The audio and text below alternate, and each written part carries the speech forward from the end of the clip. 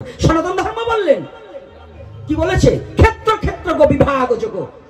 ক্ষেত্র চেনো আগে, কোন ক্ষেত্রে কোন জিনিসটা। ক্ষেত্র মানে ভগবান বলছে ক্ষেত্র মানে দেহ, ক্ষেত্রজ্ঞ মানে দেহ সম্বন্ধে যিনি জানে, ওইটা সম্বন্ধে বিশেষ করে যিনি জানে তার নাম হচ্ছে ক্ষেত্রজ্ঞ।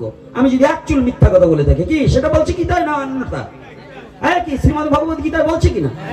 তাহলে ক্ষেত্র কি? দেহ। ক্ষেত্রজ্ঞ কি? যিনি ওটাকে বিশেষ করে জানে। শুধু জানলে হবে না, বিশেষ করে জানতে হবে।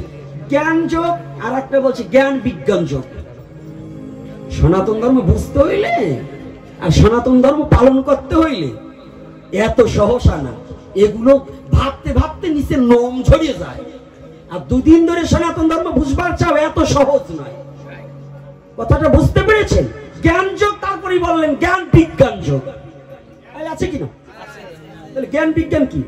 শুধু প্রথম জ্ঞান, তুমি জ্ঞানে নয় বিজ্ঞানে গবেষণা। এইবার তুমি জ্ঞান আস্বাদন করেছো, এইবার গবেষণা করো। রাধে রাধে। কি মিথ্যা বলছি নাকি?